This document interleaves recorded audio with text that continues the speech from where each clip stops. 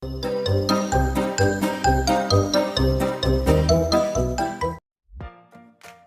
morning, and thank you for joining us today. How are you feeling?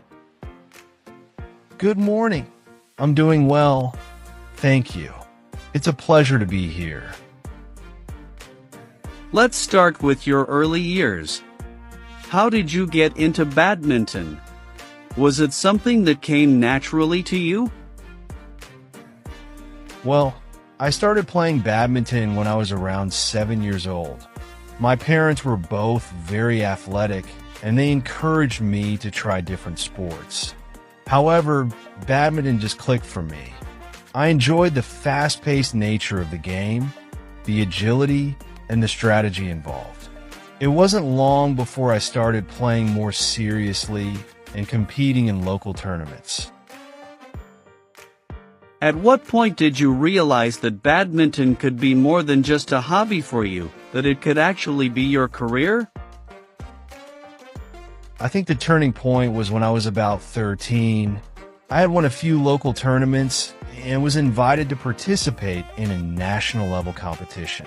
The experience of competing against some of the best young players in the country was exhilarating. After that, I became more focused and began to train with a clear goal in mind, to make badminton my career.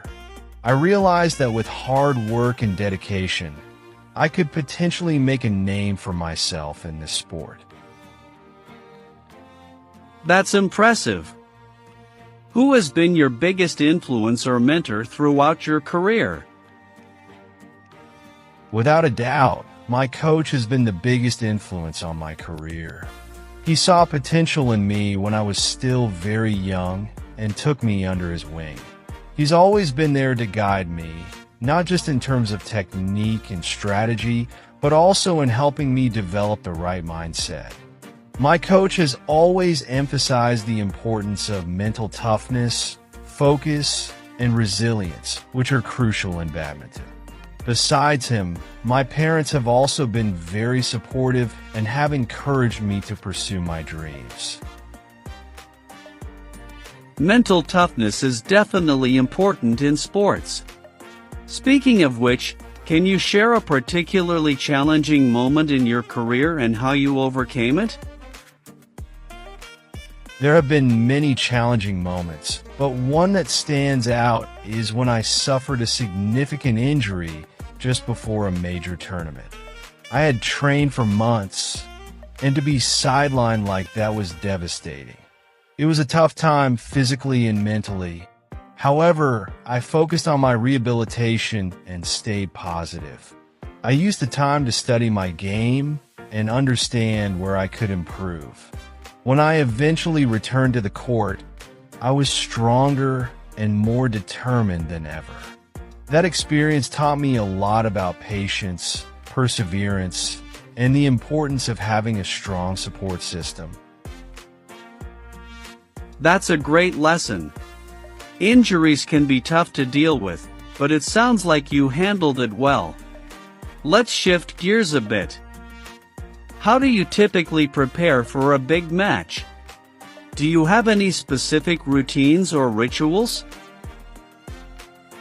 Yes, preparation is key before any big match. I usually start my day with a light warm-up session to get my body moving.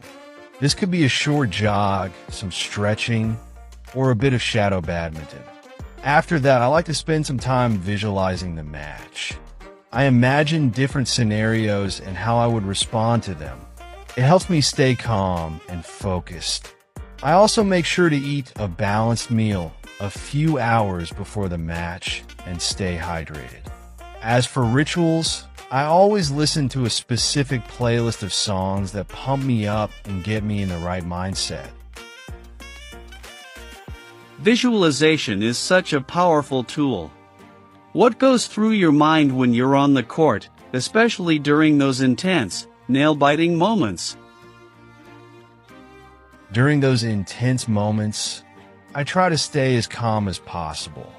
It's easy to get caught up in the pressure, but I remind myself to focus on one point at a time. I don't think about the outcome or what could go wrong. Instead, I concentrate on executing my game plan, staying agile, and being aware of my opponent's movements. I also remind myself that I've trained for this, and I trust in my abilities.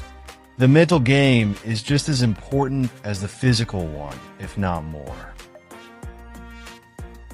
Absolutely, the mental aspect is crucial. Now, let's talk about your training regimen. How many hours a day do you train, and what does a typical training session look like for you? My training schedule is quite rigorous, especially during the season. On average, I train for about 5 to 6 hours a day. This includes both on-court practice and off-court conditioning. A typical training session starts with a warm-up followed by drills that focus on footwork, agility, and speed. Then, we move on to more specific badminton drills like practicing smashes, drops, and net play. In the afternoon, I usually have a conditioning session, which involves strength training, endurance exercises, and sometimes yoga or Pilates to improve flexibility. Recovery is also an important part of my training, so I make sure to include stretching and sometimes a massage or ice bath. That sounds intense. How do you balance such a demanding training schedule with your personal life? Do you have any hobbies or interests outside of badminton? It can be challenging to balance everything, but I think it's important to have interests outside of badminton to maintain a healthy work-life balance. When I'm not training or competing, I like to unwind by reading or watching movies. I also enjoy cooking. It's a great way to relax and take my mind off badminton for a while. Spending time with family and friends is also important to me, and I try to make time for them whenever I can. It's all about finding the right balance and making sure that you're not burning out. It's great that you have hobbies outside of badminton. Let's shift to your thoughts on the sport itself. Badminton has gained a lot of popularity over the years. How do you see the future of badminton, both globally and in your country? Badminton has definitely grown in popularity, and I think it's only going to get bigger. The sport is becoming more competitive, with players from different countries excelling and bringing their own styles to the game. In my country, the interest in badminton has also increased, thanks to the success of some top players on the international stage. I believe that with more investment in grassroots programs and better facilities, we can produce even more world-class players. The future of badminton looks bright, and I'm excited to see how the sport will evolve. It's exciting to hear that. On a lighter note, if you could play a match against any player, past or present, who would it be and why? That's a tough question. There are so many great players I admire. If I had to choose, I would say Lin Dan. He's a legend in the sport, and his achievements speak for themselves.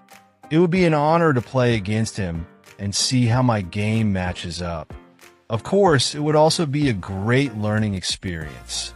Playing against someone of his caliber would definitely push me to my limits. Lin Dan is indeed a legend. Let's talk about your goals for the future. What are your short-term and long-term goals in your badminton career?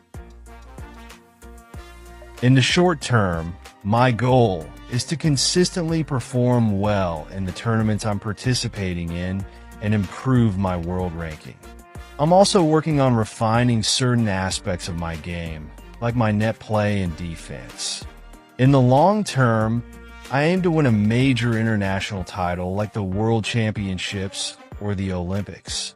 It's a lofty goal, but I believe that with hard work, dedication, and the right mindset, I can achieve it. Beyond that, I also hope to contribute to the sport by mentoring young players and helping to develop the next generation of talent. Those are fantastic goals. Now, let's test your English proficiency a bit. Could you tell me about a book or movie that has had a significant impact on you and why? Sure. One book that has had a significant impact on me is The Alchemist by Paulo Coelho. It's a story about following your dreams and the journey one takes to achieve them. What I love about the book is its message that the journey is just as important as the destination. It's about believing in yourself and staying true to your path, even when faced with obstacles. This message resonates with me as an athlete because in sports, the road to success is often long and challenging, but it's the journey that shapes you into who you are. That's a wonderful book with a powerful message. Let's continue with another English-related question. How would you describe badminton to someone who has never heard of it before? I would describe badminton as a fast-paced and dynamic sport that requires a combination of physical agility, mental sharpness, and strategic thinking.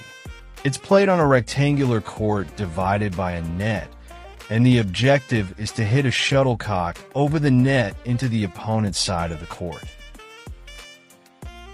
That's a great explanation. Badminton truly is a sport that tests both the mind and body. Before we wrap up, is there any advice you'd like to share with aspiring badminton players who look up to you? My advice would be to stay committed to your goals and never stop learning. Success doesn't come overnight, and there will be setbacks along the way, but if you remain focused, work hard, and keep a positive mindset, you can achieve anything. Also, enjoy the process. Badminton is a beautiful game, and it's important to have fun while playing. Wise words. Thank you so much for your time today. It's been a pleasure talking to you, and I wish you all the best in your future endeavors. Thank you. It's been a pleasure talking to you as well.